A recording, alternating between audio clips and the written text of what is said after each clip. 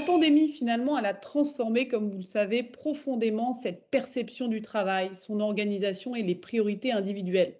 Une récente étude montre à quel point les salariés sont aujourd'hui séduits par le travail hybride. Ce terme hybride peut être défini comme l'organisation consistant à combiner travail à distance et travail en présentiel au sein de l'entreprise. L'avènement de ce travail hybride implique pour nous, vous, les managers, de savoir maintenir le lien et motiver ses équipes tout en gérant distance et présentiel. Et ça, c'est un vrai enjeu.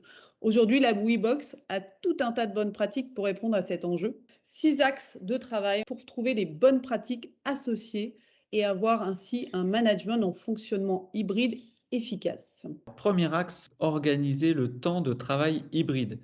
Il va s'agir de se questionner sur vos missions et celles de vos équipes et d'identifier parmi ces missions celles qui sont dites télérobustes, c'est-à-dire des activités qui sont délivrées avec succès à distance sur le long terme, comme par exemple des tâches individuelles que vous maîtrisez ou que vos collaborateurs maîtrisent, des tâches plutôt avec une hiérarchie stable, donc une équipe qui est configurée depuis un petit moment, des tâches de production. Et en opposition de ces tâches télé-robustes, on va découvrir les tâches télé-fragiles. C'est des activités qui supportent moins bien la distance.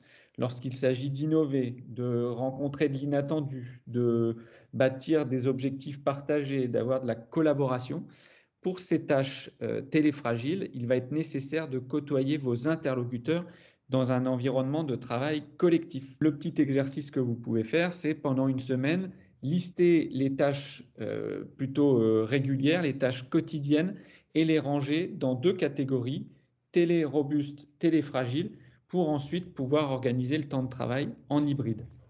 Second axe, c'est de cadrer le fonctionnement de la team hybride. Le fonctionnement hybride d'une équipe peut être cadré pour plus de fluidité dans l'équipe.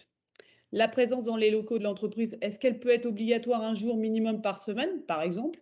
Ou alors l'équipe peut-elle fonctionner avec des rotations ou non?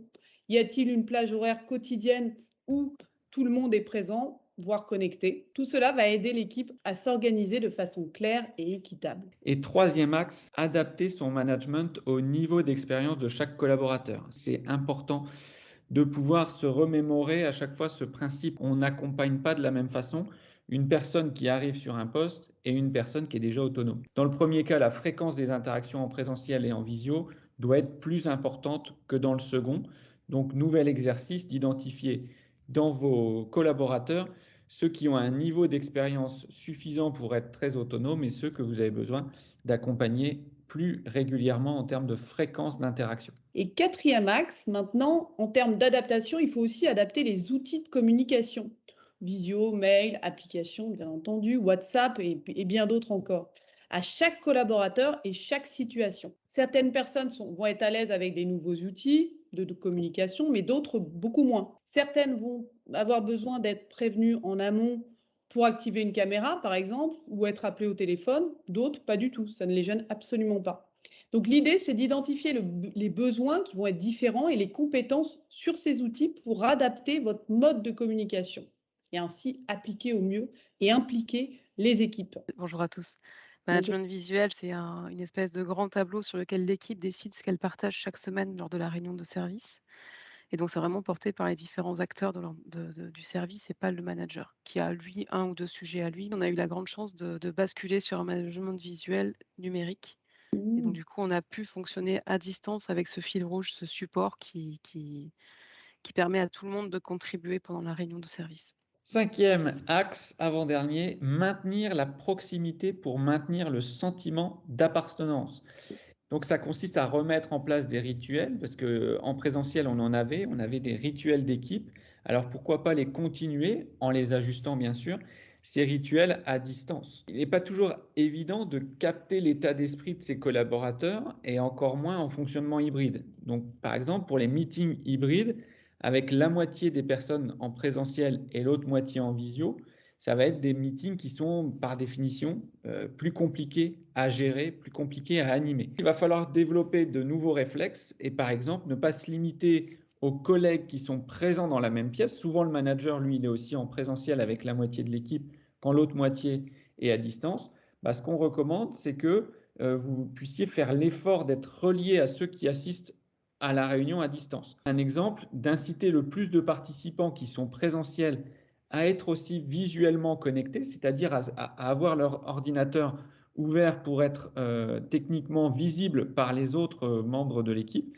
Ça va faciliter l'intégration de ces personnes qui sont à distance. Ça va permettre qu'ils se sentent plus intégrés au groupe, de voir chaque participant, ses expressions. Il y a beaucoup de choses qui passent par le non-verbal. Et il y a juste un petit détail technique, c'est qu'il faut gérer le micro pour pas qu'il y ait d'effet Larsen dans la salle en présentiel. Le dernier axe, c'est management hybride. Vous devez aussi faire attention à laisser de la place dans la vie personnelle. C'est un gros sujet en ce moment, mais justement, avant, il y avait des frontières bien définies, plutôt plus claires en tout cas. Bureau égale vie pro, domicile vie perso. C'est plus le cas. L'idée, c'est d'être clair sur les heures de meeting, par exemple, en visio. Pourquoi pas ne les interdire entre 12h30 et 13h30 pour laisser les collaborateurs en télétravail avoir une pause déjeuner. Ou pourquoi pas les interdire après 18h30. Tout dépend de la culture de l'entreprise, bien entendu. Cette nouvelle flexibilité cadrée du travail, aussi bien en termes de lieu, outils de communication et horaires aussi, est devenue un impératif pour conserver les talents, embarquer les équipes et surtout vous préserver.